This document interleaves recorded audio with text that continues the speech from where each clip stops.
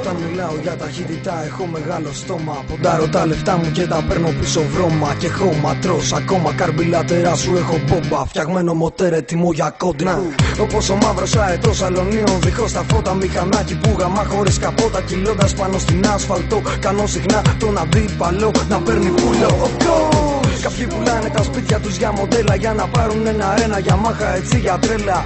Το μηχανάκι σου βάρεσε βγελαστρό. Στο πάνω στην αποβάθρα και στη θάλασσα δω. Στο σκοτόστρα κοντανίες R500. Δίχρονο μοτέρ που πιάνει χιλιόμετρα τόσα. Τόσα δεν φτάνει το κεφάλι σου να βάλει μωρή κλώσσα. Κατά τις 11 η κόντρα είναι στημένη. Και το τσακάλι στο γκαράζ δεν περιμένει. Είναι Honda RR 900 και πες του πιτσιρίκου στον τερματισμό τα αρχίδια μου να πάρει. Στην εκκίνηση ποτέ δεν πατινάρει. Ανοίγει πρώτη, Δευτέρα, Τρίτη τσίτα μπορεί. Κάνε στην άκρη μωρή. Κάνε στην άκρη μωρή. Προχθές το βράδυ μαζευτήκανε τραμπούκι για να δουνε μια GS εξαρχιλιάρα Σουζούκι που βγάζει σκόνη. Το πουλί σου το σηκώνει και όποιο μηχανάκι είναι από πίσω της νυχτώνει. Στην κόντρα δεν φοράμε κράνο στο κεφάλι.